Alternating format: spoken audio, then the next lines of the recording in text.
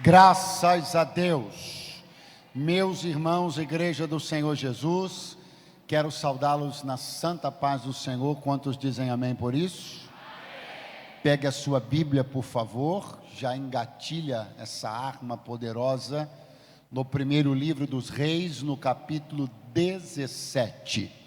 Enquanto você vai fazendo isso, deixe eu aqui dizer da minha alegria e gratidão de rever os irmãos. Passou muito rápido, né? Eu estive aqui exatamente há um ano atrás, no setembro da dupla honra, e eu quero louvar a Deus porque eu tenho certeza que o Senhor aproximou a minha vida, o meu ministério, a minha casa, dessa casa de oração, desse ministério, do pastor Gion, da sua esposa, da sua família. Eu quero louvar a Deus pelo privilégio de estar junto com vocês. Eu faço ideia, né? 30 dias, é direto, né, pastor? Não, é 18 dias, né, deste mês. Quanta coisa Deus já não falou aqui. E se eu não fosse muito crente na inesgotabilidade das Escrituras, eu ficaria acuado essa noite aqui. Mas eu estou confiado de que Deus tem mais para falar ainda ao nosso coração. Amém? Capítulo 17, primeiro livro dos Reis, versículo de número 8, deixa eu agradecer ao meu amigo tecladista ali, mas eu não costumo pregar com o teclado, mas muito obrigado, tá bom? No final a gente faz um negócio santo juntos aí, tá bom? Primeiro livro dos Reis, capítulo 17, versículo de número 8. Deus abençoe a vida do Alex Lúcio, meu conterrâneo, né? Que está aqui hoje adorando a Deus. Deus continue conservando esse moço na sua graça, na sua unção. Capítulo 17, versículo 8, primeiro livro dos Reis. Está escrito assim: Então veio a ele a palavra do Senhor, dizendo: Levanta-te e vai a Sarepta, que é de Sidom, e habita ali.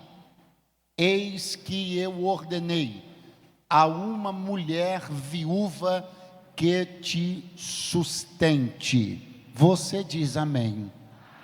Se você quiser deixar a sua Bíblia aberta, pode fazer isso, e aí nós vamos percorrendo este texto e expondo as Escrituras nesta noite. Deus é bom.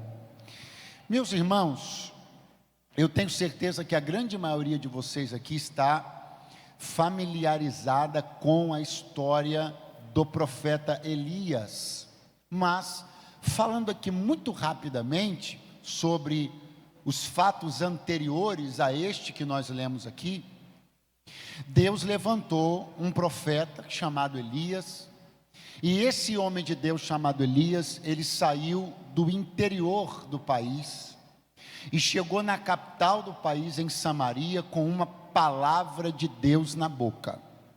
Essa palavra era um meio através do qual Deus havia decidido provar, chamar o seu povo de volta à responsabilidade de adorá-lo como o único Deus. Porque Israel naqueles dias havia cedido às inclinações dos deuses estrangeiros, sobretudo a adoração ao Deus Baal, adoração essa que foi importada para Israel, trazida por Jezabel quando ela se casou com Acabe, porque ela não era de Israel, ela era de Tiro e Sidom. Então o povo de Israel começou a adorar a Baal, e o Senhor Deus então decidiu dar uma palavra através da boca de Elias, e essa palavra foi: não vai chover em Israel mais, nem mesmo orvalho cairá da terra, a não ser que eu dê uma nova palavra.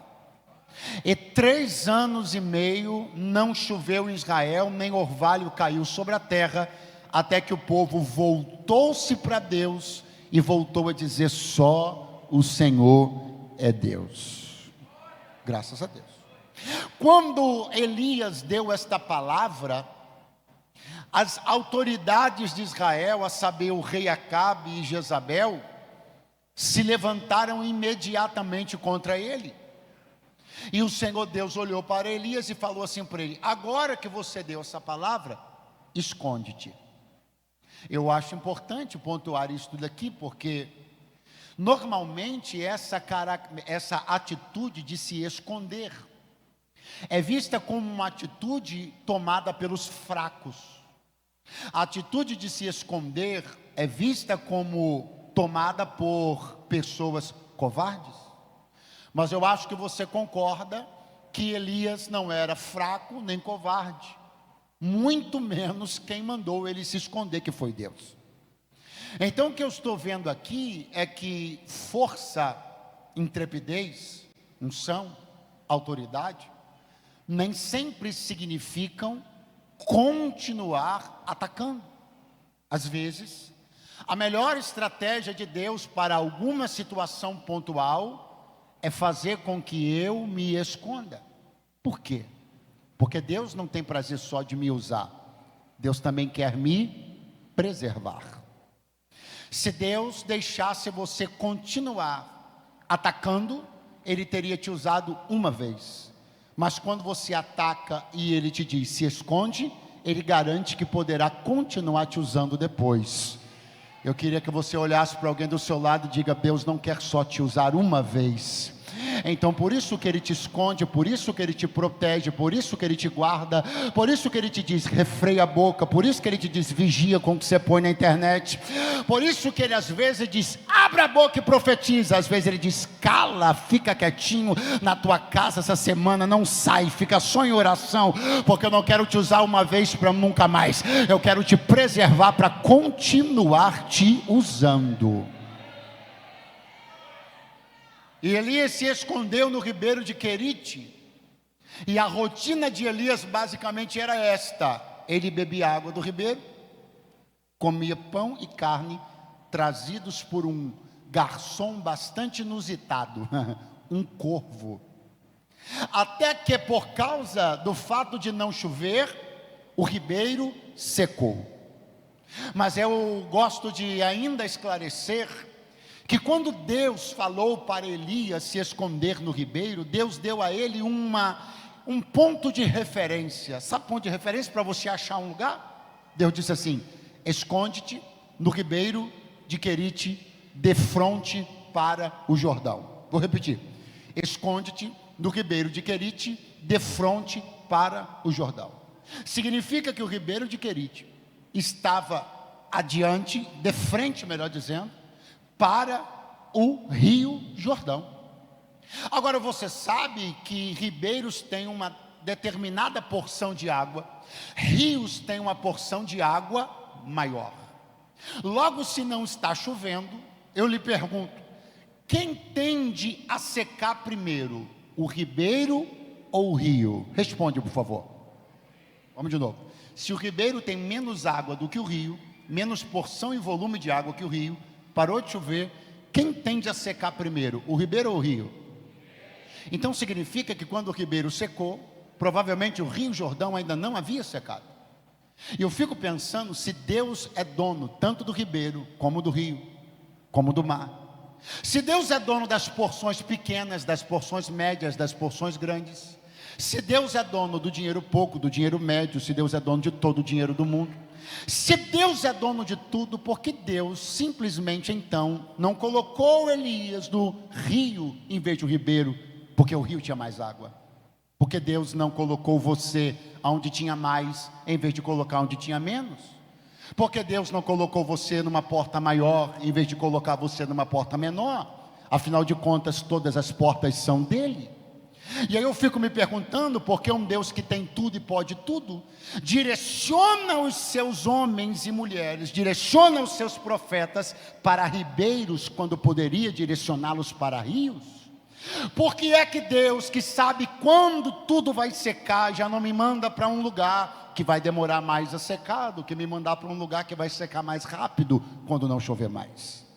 Bom, a resposta é: o ribeiro de Querite tinha uma função na vida de Elias, função essa que o Rio Jordão não teria. Querite significa lugar de ajuste, é menos água, mas ajusta, é menos recurso, mas ajusta. Essa porta é menor, mas está te ajustando. Deus me trouxe para dizer: as portas todas são minhas, mas eu vou abrir aquela que vai melhorar você e não só te dar o tamanho do que você precisa. O ribeiro é meu, o rio é meu, o mar é meu, mas isso não é sobre volume de água, isso é sobre você sair dessa fase melhor do que entrou nela. Alguém ainda está por aí para dizer um aleluia? Deus está priorizando a pedagogia, o ensino. Você não está agora num lugar porque é grande ou pequeno ou isso ou aquilo. Você está onde Deus entende que você tem a capacidade de ser aprimorado nesse lugar. Então, quando a água do ribeiro seca, volta a palavra de Deus a Elias dizendo: levanta-te, vai a Sarepta que é de Sidom, porque ali eu ordenei a uma mulher viúva que te sustente. Repete comigo para eu ter certeza que você está vivo e ligado. Diga: Sarepta, que é de Sidom. Não tem necessidade de eu dizer para um morador de um país, por exemplo, aqui, vou falar do Brasil, né? Não tem necessidade de eu dizer para você ir em Belo Horizonte, que é de Minas Gerais. Porque todo mundo aqui sabe que Belo Horizonte fica em? Sim ou não? Não estou falando de uma cidade perdida no fim do mundo, não. Estou falando de capitais, de cidades grandes de um país. Não preciso falar para você ir a Recife, que é de Pernambuco. Oi, todo mundo sabe que Recife fica dentro do estado de Pernambuco. Então, se nós temos essa clareza da geografia dos estados e cidades mais importantes ao nosso redor, pensando num país do tamanho do nosso, imagina Elias. Eu estou falando para você de um tempo onde o mundo era minúsculo.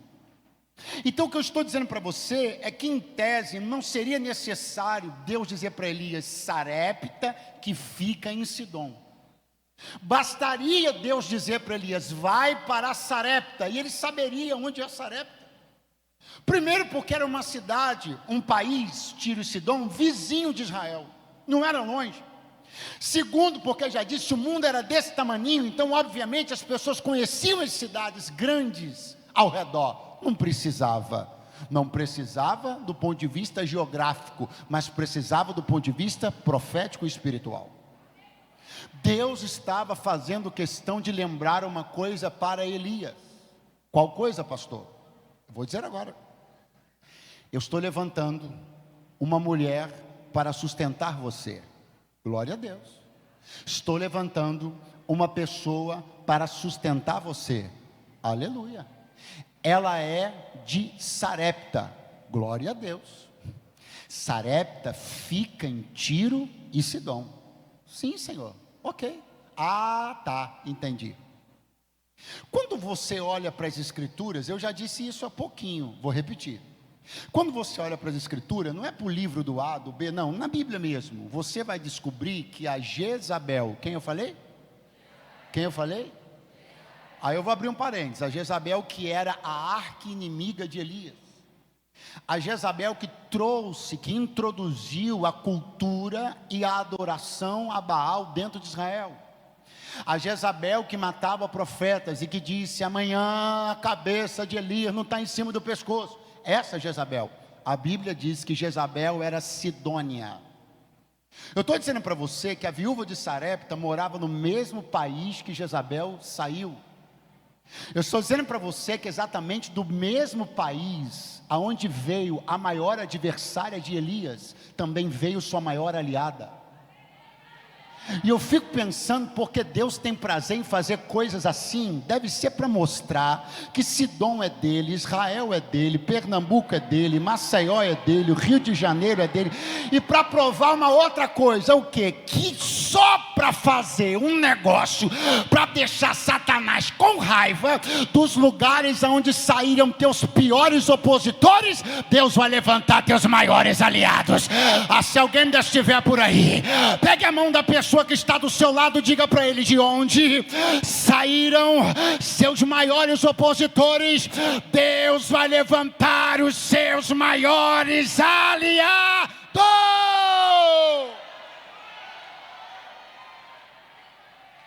Eu vim dizer que é de lá de onde você pensou que não ia sair mais ninguém que prestasse, porque lá só saiu gente que te magoou, te machucou, te ameaçou. E Deus disse: pois eu tenho uma viúva de Sarepta lá, e eu vou te mostrar que eu ainda tenho gente boa em qualquer lugar, eu ainda tenho gente que me ouve em qualquer lugar, ainda tenho gente que me obedece em qualquer lugar. Sidom não vai ficar marcada para sempre como sendo a terra da mulher que introduziu a cultura ao Deus Baal dentro de Israel. Não vem só ameaça de Sidom, vem socorro também. Não vem só assassino de Sidom, vem viúva de Sarepta também. E ele poderia levantar de qualquer lugar, mas eu amo ver que Deus gosta de me lembrar que a terra toda é dele, e ele tem gente dele em toda parte da terra. É para Sarepta que é de Sidom, porque não é uma coincidência. Estou levantando uma auxiliadora para você, exatamente do lugar onde saiu sua maior perseguidora. Vá para Sarepta que é de Sidom, porque isso não foi aleatório. Eu escolhi que do mesmo país de onde saiu quem quer tua morte, eu vou levantar quem vai te ajudar a sobreviver. Eu estou declarando na autoridade do nome de Jesus que vai ter surpresa boa chegando aí.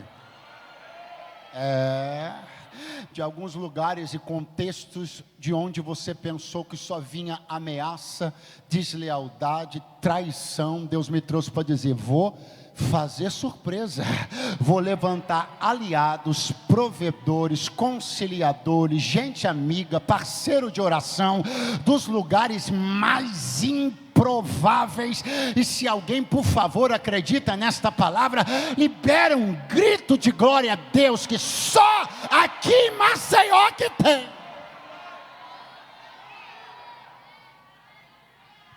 Vai o profeta Elias seguindo a ordem do pai. Elias então sai do ribeiro de Querite e vai na direção de Sarepta, que ficava em Sidom, debaixo de uma palavra: eu ordenei a uma mulher viúva que te sustente. De repente chegamos nos versos que lemos. Diz o texto no verso de número 10: então ele se levantou e foi a Sarepta, e chegando à porta da cidade, eis que estava ali uma mulher viúva apanhando lenha. Repita comigo: na porta da cidade. A Bíblia não está dizendo que Elias chegou no centro da cidade e encontrou a viúva de Sarepta. Não, a Bíblia não está dizendo que Elias encontrou a viúva de Sarepta num templo religioso. Não, a Bíblia não está dizendo que Elias encontrou a viúva de Sarepta na feira de Sarepta. Não, a Bíblia está dizendo que Elias encontrou a viúva de Sarepta na porta da cidade. Esse encontro entre Elias e a viúva de Sarepta aconteceu literalmente debaixo de uma porta.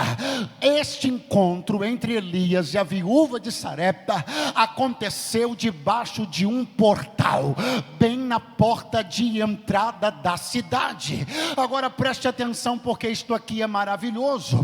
Quem Elias será para a viúva de Sarepta? Será um profeta na vida dela. Será aquele que vai dizer: a farinha da panela não vai acabar e na botija o azeite não vai faltar. Quem vai ser Elias na vida da viúva de Sarepta? Vai ser o profeta que vai ressuscitar o filho dela, que morrerá meses depois. Quem é Elias na vida da viúva de Sarepta? Uma porta de Deus para ela. Pois bem, e quem é a viúva de Sarepta na vida de Eliseu? A mulher que dará para ele bolo, a mulher que dará para ele água, a mulher que dará para ele um teto, a mulher que dará para ele uma companhia, a mulher que dará para ele uma família. Quem é a viúva de Sarepta na vida de Elias? Uma porta de Deus para ele. Agora ficou bonito demais isso aqui, minha gente, porque Elias é uma porta na vida dela, ela é uma porta na vida de Elias, e os dois se conheceram bem debaixo de uma porta. Por que, pastor Eduardo? Porque portas se atraem. Portas se atraem. Essa noite aqui, para alguém que está passando lá fora, não consegue discernir, mas esse não é um encontro comum de gente comum. Essa é uma convenção de portas. Nós viemos aqui porque temos prazer em ser porta de Deus para alguém. E eu tenho uma palavra para te dar. Enquanto você tem prazer em ser porta de Deus para alguém, Deus tem prazer em te apresentar portas ainda maiores, porque portas se atraem. Qual é o chamado de Deus para a vida do crente? Ter prazer em ser porta na vida de alguém. Deus não me chamou para ser muro, me chamou para ser ponte. Deus não me chamou para atrapalhar, Deus me chamou para facilitar a sua vida. Deus não me chamou para complicar, Deus me chamou para te ajudar a desatar alguns nós. Deus não me chamou para colocar sabão no teu terreno para ficar escorregadio. Deus me chamou para te ajudar a ganhar tração e ir avante. Ou se a igreja começar a compreender o poder que é ser porta na vida uns dos outros, a porta que você está esperando está escondida na sua decisão de ser porta na vida de alguém. As portas se atraem, os cadeados brigam, as correntes entram em choque, mas quem é porta, encontra uma porta de Deus na vida também. Tenha prazer em facilitar a vida das pessoas. Tenha prazer em deixar rastro de gentileza por onde você passar. Tenha prazer em fazer o bem, porque se você sabe fazê-lo e não o faz, peca. Tenha prazer em ser canal de Deus para a vida de alguém. Tenha prazer em ser como aquele homem que estava no palácio de Faraó e se lembrou de José. Lembra de alguém, facilita para alguém, fala com alguém sobre alguém, seja canal de Deus para a vida de alguém. Eu tenho uma palavra de Deus no último dia do mês de setembro. Amanhã já é o primeiro dia de outubro, o primeiro dia do último trimestre de 2025. Levante a mão. Você vai ser porta de Deus para alguém, e Deus te apresentará a porta que você precisa para passar. Quantos acreditam nisso? Digam graças a Deus. Elias, uma porta para a viúva. A viúva, uma porta para Elias. E os dois se encontram, se conhecem, se cumprimentam e têm suas histórias entrelaçadas para sempre, bem debaixo dos umbrais de uma grande porta. Pastor Eduardo, o que a viúva de Sarepta fazia na porta da cidade? O que ela saiu para fazer aquele dia? O que ela estava fazendo ali? As escrituras contam para nós. A viúva havia ido apanhar lenha. Repete comigo, a viúva havia ido apanhar lenha. Aonde é que a lenha que a viúva saiu para apanhar estava? Debaixo de uma? Aonde foi que ela encontrou com Elias? Debaixo de uma? Mas ela saiu naquele dia em busca de lenha. Eu queria muito que você redobrasse a sua atenção para você entender uma coisa. É verdade que o encontro aconteceu na porta. É verdade que Deus abriu uma porta para a viúva. É verdade que ela foi porta para Elias. É verdade que ela recebeu uma palavra que mudou sua vida para sempre. Tudo isso é verdade. Mas também é verdade que na noite anterior, se você perguntasse para a viúva de Sarepta, aonde você vai amanhã de manhã? Ela não diria, eu vou atrás de uma porta. Ela diria, eu vou buscar lenha. Se você tivesse encontrado a viúva de Sarepta na manhã daquele dia e tivesse dito para ela, dona viúva, a senhora está indo para onde? Ela não teria respondido, estou indo atrás de uma porta. Ela teria respondido, eu estou indo buscar lenha. Pastor, mas ela achou a porta, mas não estava procurando a porta, estava procurando a lenha. Pastor, mas tudo acabou em porta, mas tudo começou com lenha. Eu preciso dizer uma coisa para alguém esta noite aqui: se você trocar as suas motivações, você terá boas surpresas de Deus nos próximos dias. Pastor Eduardo, mas eu preciso de uma porta. Eu sei que você precisa, eu também preciso. Amanhã é dia 1º de outubro, e a tendência natural é que eu e você acordássemos amanhã pensando: preciso de uma porta, é o início do último trimestre, ou vai agora ou não vai mais, ou Deus abre agora ou não vai dar mais tempo. Mas Deus nos reuniu no dia 30 de setembro para dizer: se você ousar mudar as tuas motivações para o último trimestre deste ano, eu vou fazer surpresa. Pastor, qual é a minha motivação? Pense mais no fogo e você vai encontrar com a porta que você precisa. Pensa na lenha, ora pela lenha, dorme sonhando com a lenha, acorda de manhã planejando lenha, e Deus vai te mostrar que porta Ele esconde quando a gente está atrás de lenha.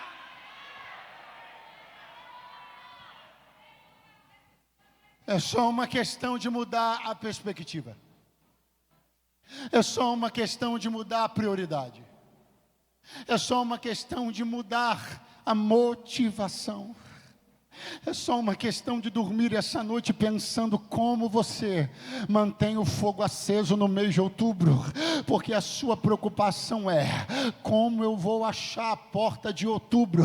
E Deus me trouxe para dizer: não, fique mais preocupado em manter o fogo da sua casa aceso em outubro e deixa as portas comigo. Fica mais preocupado em manter tua família aquecida em outubro e deixa as portas comigo. Fique mais preocupado em manter a chama do teu ministério acesa em outubro, a chama da tua adoração acesa em outubro, e deixa a porta comigo. Pensa na lenha que eu te apresento a porta. Pensa na lenha que eu te apresento a porta. Objetivando encontrar a lenha, buscando a lenha, a viúva de Sarepta se encontra com a porta. E o profeta Elias vai chamá-la e vai dizer para ela: traze-me, peço-te, um pouco de água numa vasilha. Traze-me, peço-te, um pouco de água numa vasilha. Essa história começou com um pedido. Essa história começou com um requerimento. Essa história começou com alguém, em nome do Senhor, pedindo para alguém. Eu estou vendo uma coisa preocupante. Eu estou vendo que pessoas estão desenvolvendo uma hipersensibilidade a serem abordadas para que lhes peçam qualquer coisa. As pessoas estão se fechando, se enclausurando, ficando hipersensíveis às solicitações. Existem pessoas que nem crente na igreja estão conseguindo mais ser, porque se tornaram hipersensíveis às solicitações. O líder não pode pedir nada, o pastor não pode solicitar nada. Se a palavra de oferta passar de 5 minutos, ele já está aborrecido. Se o pastor lança um desafio, ele fica ofendido. Se fala da construção, ele se sente desconfortável. E eu tenho uma dificuldade grande de entender como um salvo em Jesus Cristo pode ter dificuldades com pedidos e solicitações que digam respeito à rotina do reino e da igreja. Eu gostaria, com muito carinho, mas não por isso sem autoridade devida, dizer para você: repense o seu cristianismo, repense a sua espiritualidade, intimidade, se você tem dificuldade de ser acessado, solicitado, se você fica nervoso, desconfortável quando alguém da igreja te pede alguma coisa, você precisa reavaliar os seus conceitos, porque é normal num ambiente de fé que as solicitações cheguem. Na comunidade de fé, servimos-nos uns aos outros e suportamos-nos uns aos outros em amor. Pedir é normal, pedir é natural. E Elias disse para ela: eu vou te fazer um pedido.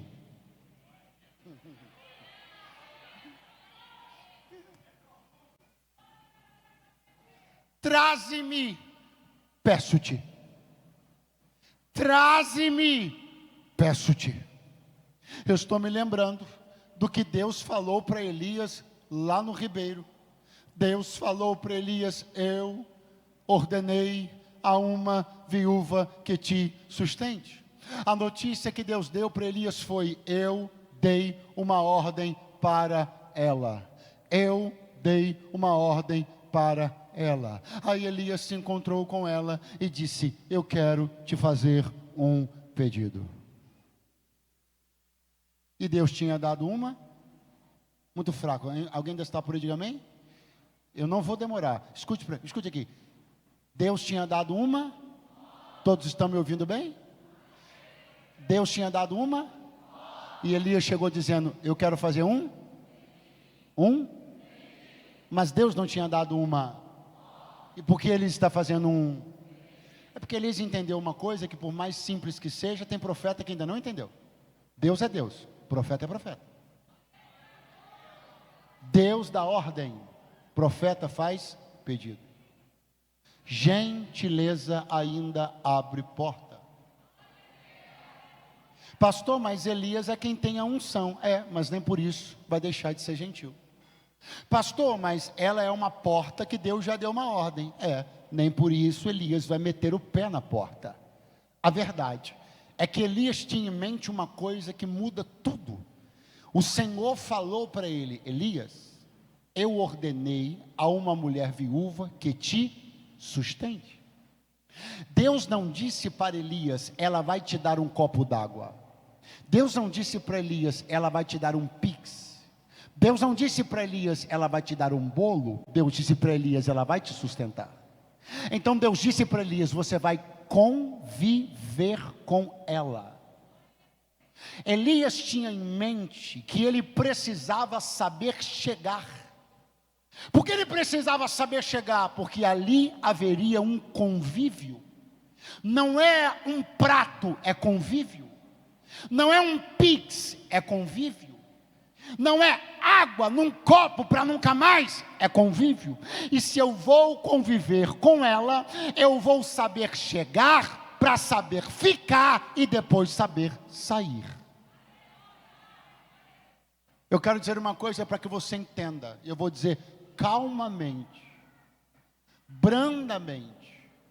Se você não souber chegar, se não souber abordar, se não entender que quem dá ordem é Deus, mas profeta tem que saber ser gentil, você não vai ter convivência em lugar nenhum. Você vai viver sempre tendo um bolo para nunca mais ter nada, um pix para nunca mais ter nada. Profetas que vivem de um momento não entenderam que Deus sempre quis lhes dar convívio. Existem profetas que acham que é lindo andarem sozinhos, mas só andam sozinhos não porque são altruístas, não porque Deus tem uma coisa muito especial com eles, não, é porque não sabem chegar na casa da viúva de Sarepta. Não sabe conviver harmoniosamente com ninguém. Então pega bolo na casa de um, pão na casa do outro, água na casa do outro, e não tem teto sobre a cabeça e nem mesa para se assentar. Eu tenho uma palavra de Deus para te entregar. Deus não quer que você viva de provisão em provisão e nem de porta em porta. Deus quer inserir você em contextos que te abençoem. Deus quer pôr você em mesas que agreguem valor para a tua vida. Isso não é só pão, isso é companhia, rapaz. Isso não é só sobre uma oferta, é sobre um valente que Deus quer colocar no teu caminho. Não é receber hoje para nunca mais receber, é saber entrar e saber sair.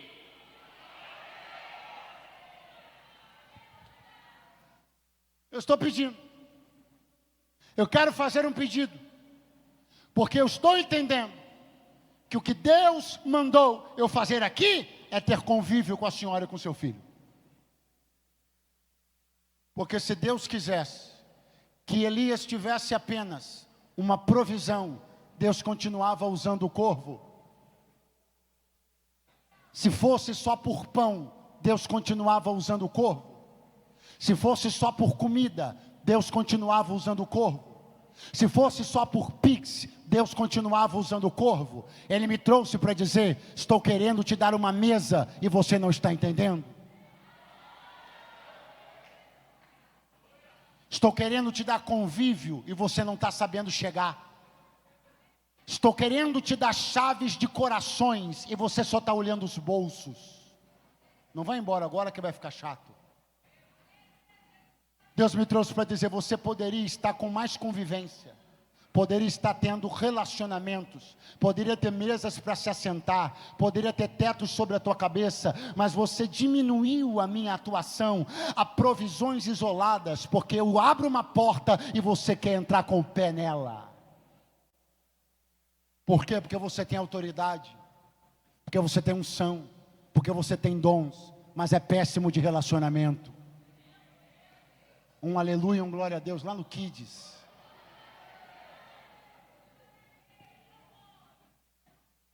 Pastor, a vida de Elias melhorou? Melhorou. A vida de Elias progrediu? Progrediu. A vida de Elias prosperou? Prosperou. Então tá bom. Vamos ver se isso é verdade. Avaliando o cardápio do Querite versus o cardápio da viúva de Sarepta. Cardápio do Querite. Repete comigo: pão, carne. Cardápio da viúva de Sarepta: bolo e bolo.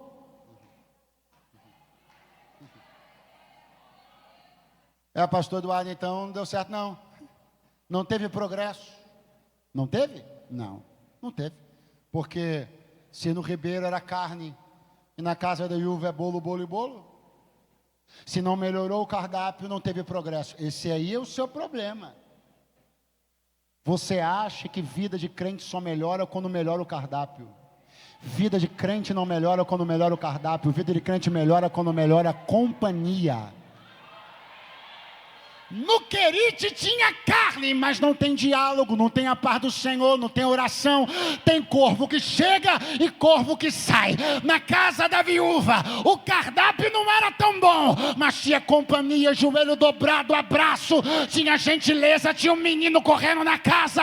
Ô pastor, eu olho para a mesa e acho que a vida piorou. Olha para as cadeiras e tu vai ver que Deus tem colocado gente boa para sentar contigo.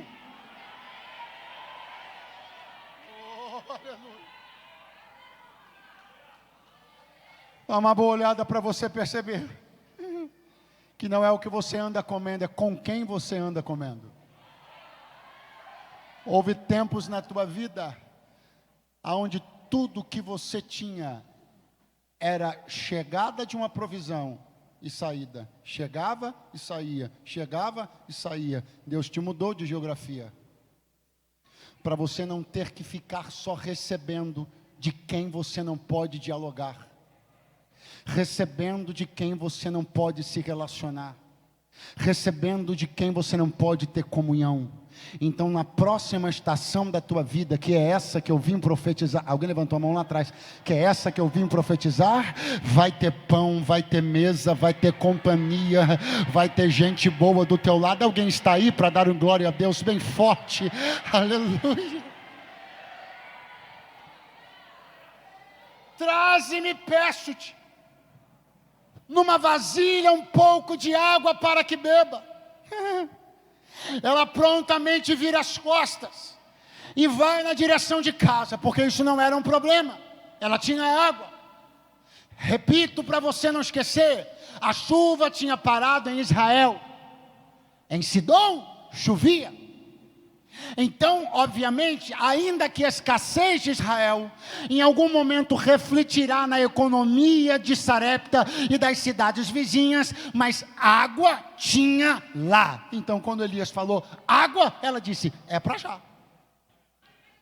Virou as costas e foi. Quando ela virou as costas e foi, Elias falou assim, aproveita, traz um pedaço, traz um bolo também. Aí ela olhou e falou, não, aí, o senhor pediu um negócio que eu tenho, eu estava indo feliz, agora o senhor botou mais um item na lista e a coisa acabou de ficar difícil. Porque começa a complicar o que Deus pede, do segundo item para frente. O primeiro item, quando Deus pede, a gente sai dizendo assim, moleza. Alguém aqui, o Senhor disse assim, perdoa. Aí você disse, agora. Quando ele te disse quem, você falou, oi?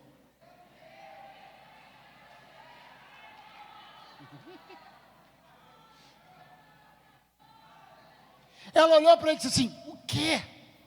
Vive o Senhor teu Deus, que nenhum bolo tem. Fez aqui, vim apanhar esses 2 cavacos. Cavaco é o carvão, é a lenha.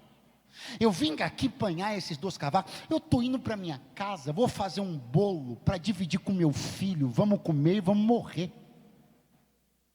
Se você for embora, volte agora. Eu já disse, repito, não vou demorar. Olha para cá. Quando Deus mandou Elias ir, quando Deus falou sobre a viúva de Sarepta, Deus falou uma coisa sobre o filho dela, sim ou não? Sim ou não? Não. Vamos de novo. Quando Deus mandou Elias ir até a viúva, Deus falou alguma coisa sobre o filho dela? Quando Elias chegou, Elias tocou no assunto do filho dela? Elias mandou chamar ele? Trouxe ele para a conversa? O menino estava no contexto, sim ou não? Não. Quem trouxe o menino para a conversa? Ela. Mas veja de que forma e por que razão ela trouxe o menino para a conversa. Menino esse que estava em casa, Deus não falou sobre ele, Elias não falou sobre ele, ele não tinha nada com o assunto, mas ela trouxe o menino para a conversa, numa atitude muito sagaz, que eu vou descortinar para você ver aqui agora. Porque uma coisa é você tirar o bolo de uma adulta, de um adulto, agora tirar de uma criança. Ela olhou e disse assim, eu vou desarmar esse profeta agora, quer ver? Ele vai me pedir desculpa, porque eu vou trazer um assunto que ele vai ficar sem graça. Eu acho que até Deus vai me pedir perdão por ter me pedido esse bolo. Profeta, você não está tirando só de mim não, você está tirando do meu filho. Você vai ter coragem? Mudou alguma coisa? Mudou alguma coisa? Porque por mais que você queira trazer alguns dramas da sua família para a conversa, achando que Deus vai mudar de ideia naquilo que te pediu, Ele me trouxe para dizer uma coisa, não seja covarde usando seus filhos como escudo. Filho na Bíblia é flecha, não é escudo. Para de usar sua família como desculpa para não entregar o que Deus te mandou entregar. Não vai mudar absolutamente nada.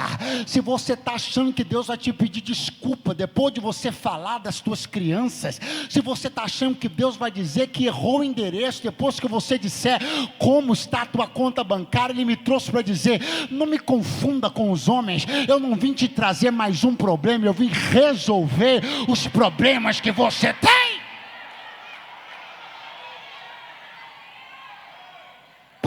colocar seus dramas familiares como escudo. Para de achar que trazer esses assuntos vão ser alguma novidade para Deus. Ele me trouxe para te dizer: eu já sabia quem você era, quantos filhos tinha, já sabia o que tinha na conta, já sabia a tua saúde, os teus exames médicos que estão dentro de uma gaveta. Eu já sabia das tuas doenças antes delas aparecerem. Eu sei quem você é, tuas limitações, teus dramas. Eu não vim te dar mais um trabalho, eu vim te dar uma chave de vitória. Você está pensando que Deus é mais um que apareceu na tua vida para te arrumar problema? Você está achando que Deus é mais um que bateu na tua porta para te dar mais trabalho, mais tarefa? Deus está te dando a honra de participar de um projeto que Ele está fazendo na terra. E se você entender a grandeza disso, você não vai sair daqui com uma última refeição. Você vai sair daqui com a primeira de outras tantas que Deus vai te entregar.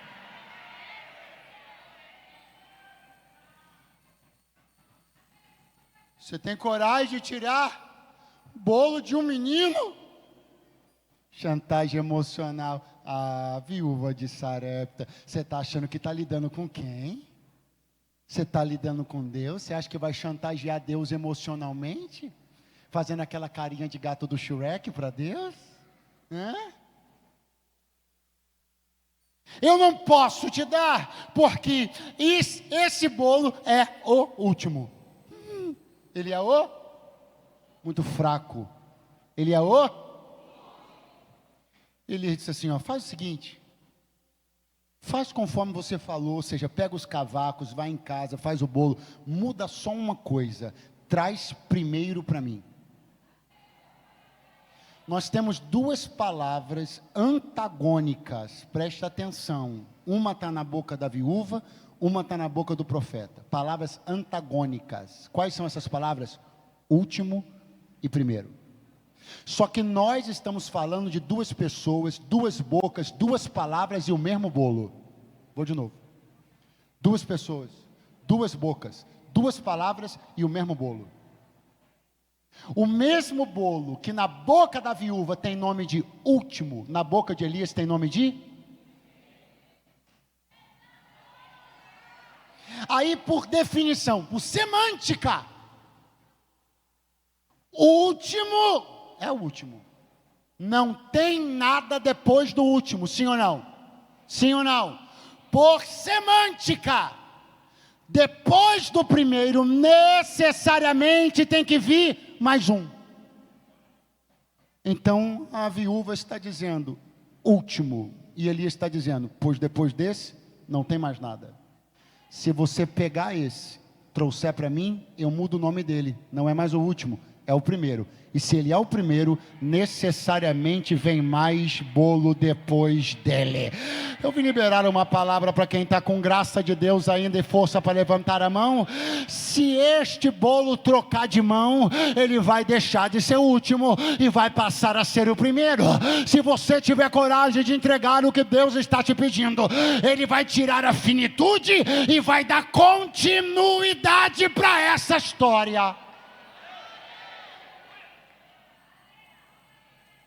Sabe por quê, viúva? Porque assim, não te digo eu, diz o Senhor,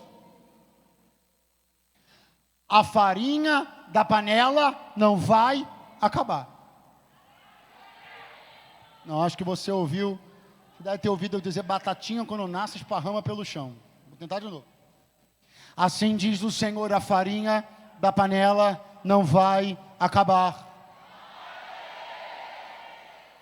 E na botija o azeite não vai faltar. A profecia acabou? Não. Até que chova novamente em Israel. Até. Pastor Eduardo, tem farinha? Tem. Até chover de novo. Pastor Eduardo, tem azeite? Tem. Até chover de novo. Pastor Eduardo, Deus estava se responsabilizando que a viúva podia ficar tranquila. Era só ir na panela que a farinha estava lá, por conta de Deus. Sim, até chover. Pastor Eduardo, Deus estava se responsabilizando que era só a viúva ir lá, procurar na botija todo santo dia, sem precisar fazer nada, e o azeite estaria lá. É isso mesmo? É, até chover. Essa parte a gente não prega. E essa gente inclui a mim, que também não pregava. Mas o milagre tinha um dia e uma hora determinados por Deus para acabar. Pastor, eu gosto de milagre que continua, pois hoje você vai encontrar a beleza do milagre que acaba. Eu te entendo de não dar glória a Deus, eu também não teria dado. Mas existe uma beleza no milagre que acaba, e eu vou te ensinar a enxergá-la para a gente encerrar essa noite. Repete comigo, tem uma beleza no milagre que acaba. Maná foi milagre. Mas quando Israel colocou os pés em Canaã, diz a Bíblia, cessou o maná.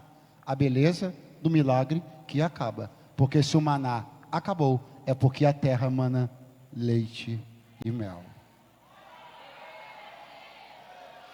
Pastor Eduardo, para mim, essa história terminaria bonita. Se Deus tivesse dito para a viúva, eu vou garantir o azeite e a farinha de graça até o último dia da sua vida. Você acha que isso seria a melhor coisa que poderia sair da boca de Deus? Eu entendo o seu ponto de vista. Porque no seu ponto de vista, a melhor coisa que tem, o melhor dos mundos, o melhor cenário, é acordar todo dia, sem precisar mover uma palha e ter farinha e azeite por conta de Deus. Mas eu preciso te dizer que isso é lindo na primeira semana, é maravilhoso na terceira semana. No final do primeiro mês, Alex, ainda é espetacular. Mas conforme o tempo vai passando, e o indivíduo dentro de casa não gera a sua farinha, não gera o seu azeite, a dignidade dele começa a ser minada. E o que o homem não sabe, Deus já viu, que se esse milagre durar mais tempo do que deve durar, você vai perder a capacidade de confiar na sua capacidade de gerar azeite e farinha para a sua casa. Você acha que um homem que se preza, não estou falando vagabundo não, um homem que se preza, convive bem em viver todos os dias da sua vida com farinha e azeite de graça? Você acha que uma mulher de Deus, estou falando desocupada não, uma guerreira de Deus, conviverá bem até o último dia da sua vida, não ser capaz de arregaçar a manga e prover para os seus filhos farinha e azeite para dentro de casa? Deixa eu te dizer uma coisa, milagre que passa da data, começa a minar a dignidade de quem está recebendo. Você não tinha esse ponto de vista, mas eu vim te apresentar. Essa farinha de graça e esse azeite de graça só vai durar até voltar a chover, porque quando voltar a chover, você vai regaçar essa manguinha, vai sair pela porta da tua casa e vai trabalhar pelo teu azeite, pela tua farinha, e Deus será contigo. Pastor Eduardo, o que aconteceu na economia de Sarepta? Vou te explicar, é simples. A pujante e poderosa Samaria está seca.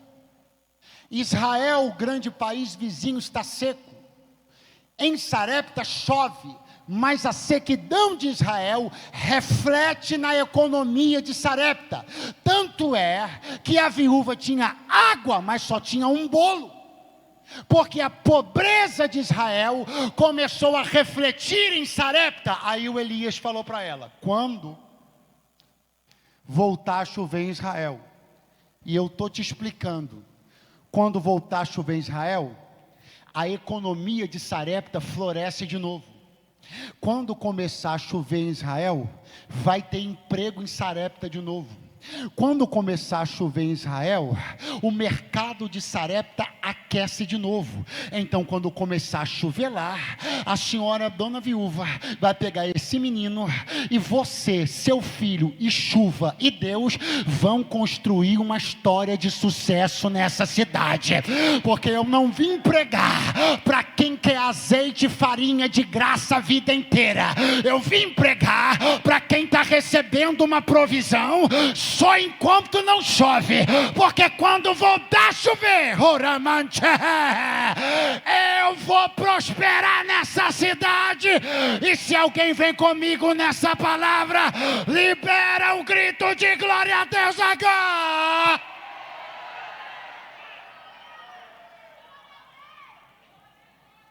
Você não vai precisar de farinha de graça para sempre. Você não vai precisar de azeite de graça para sempre. Você pode ser pobre na conta, mas não é pobre de espírito. E por você não ser pobre de espírito, Deus me trouxe para te dizer: tu não viverás de assistencialismos. Eu vou te dar meios, vou te dar chuva, vou te dar saúde, vou te dar braço, para tu sair pelas ruas de Sarepta e ganhar teu pão.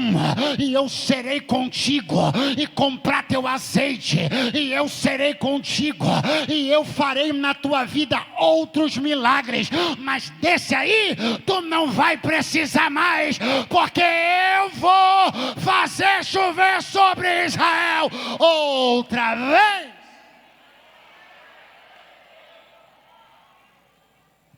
Pastor Eduardo, o senhor está então dizendo que eu não vou precisar mais de milagre? Não, não foi isso que eu disse.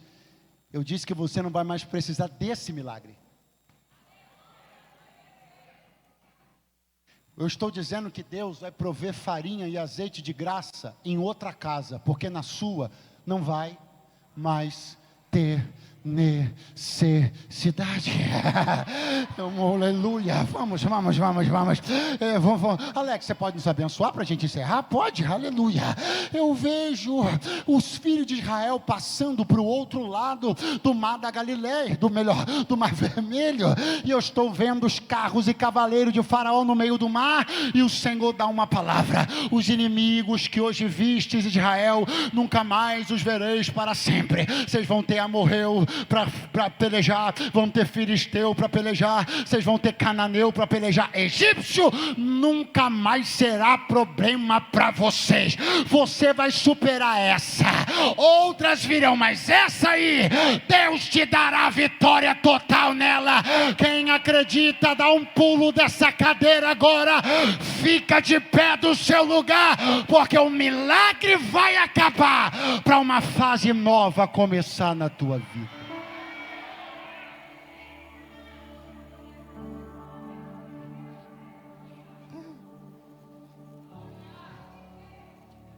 Eu vou pedir uma licença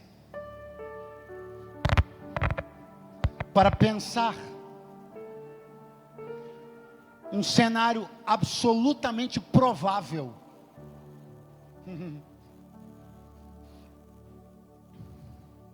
Elias já tinha voltado para Samaria, está duelando com os profetas de Baal, fogo está descendo do céu.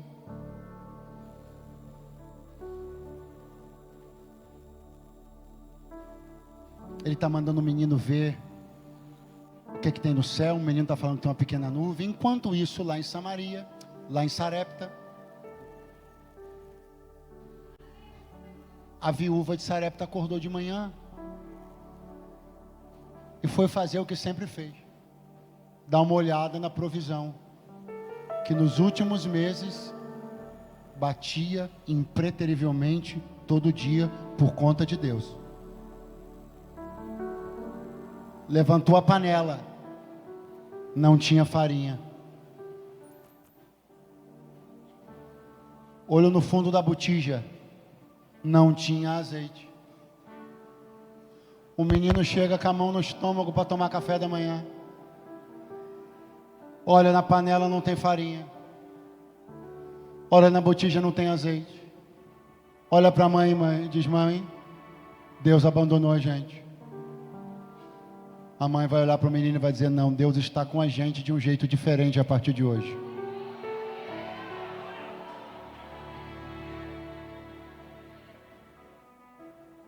Meu filho, vem aqui. Vai lá na janela. Dá uma olhada lá na banda de Israel. Vê como é que está o clima e vem aqui me falar. O menino volta e fala: mamãe, as nuvens estão pesadas, escuras. Está caindo um temporal em Samaria. A dona viúva dá um sorriso. Fala: filho, Deus não nos abandonou. Ele sempre disse que esse milagre ia acabar um dia. Mas ele disse que quando esse milagre terminasse, é porque estava chovendo de novo.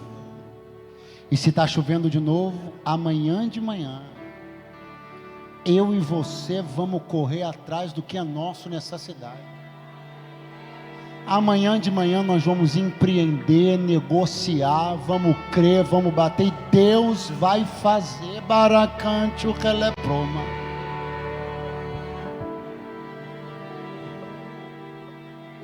Olhar e ver que não tem farinha é para dizer: Deus abandonou. Olhar e ver que não tem azeite é para dizer: Deus abandonou. Ou então é para entender: Deus está comigo a partir de agora, de um jeito,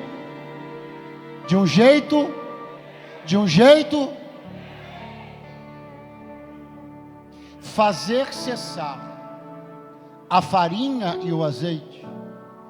É Deus dizer: a partir de agora, você pode gerar o azeite e a farinha para a tua casa. É dizer: eu acredito que você possa empreender, negociar e crescer sem que eu te dê de graça todo dia. Quem é pai e mãe aqui? Eu gosto de dar esse exemplo. Quem é pai e mãe aqui? A grande maioria aqui passou pela experiência que eu vou narrar agora. A criança quer andar de bicicleta, vai começar andando com 2 rodinhas, sim ou não? Sim ou não?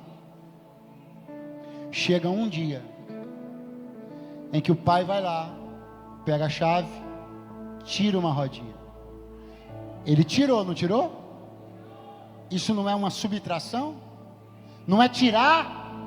E aparentemente tirar não é uma coisa ruim, a farinha que some, o azeite que some, a rodinha que sai. Mas a criança está andando, se equilibrando, mostrando sua capacidade de se virar.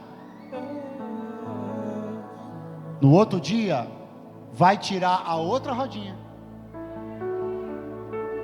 E o pai vai colocar a mão nas costas e vai dizer assim: vai. E o orgulho é imenso, porque aquele menino que precisava tanto desse auxílio, não precisa mais, sabe se equilibrar agora. Algumas rodinhas têm que ser desparafusadas da nossa vida,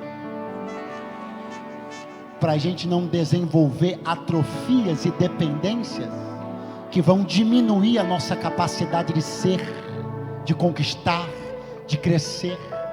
Deus me trouxe para dizer: não foi o diabo que te roubou, não, fui eu que desparafusei a rodinha. Você estava muito acostumado a se equilibrar com certos apoios, mas eu vou tirar a farinha, vou tirar o azeite, vou mandar a chuva, vou dar um tapa nas tuas costas e te dizer: vai que eu sou contigo. Ou levanta a tua mão mais alto que você puder, lá em cima, bem lá em cima. É o tempo de provisão de Deus. Você e a chuva vão construir uma história de poder nessa cidade. Quem diz amém? Quem diz amém? Quem diz graças a Deus? Deixa o Espírito Santo ministrar no teu coração. Levante as tuas mãos o mais alto que você puder. Porque assim diz o Senhor: a farinha da panela não vai acabar. Na botija, o azeite não vai faltar, até que chova de novo sobre a terra. Quando você procurar a farinha e não achar, quando procurar o azeite e não achar, quando procurar um auxílio e não achar, lembra que Deus está te dizendo: eu confio, eu acredito que você vai se levantar, e com a chuva que eu vou mandar, outros milagres vão acontecer na sua vida, na sua casa. Quem acredita nisso, se expresse de alguma maneira na noite.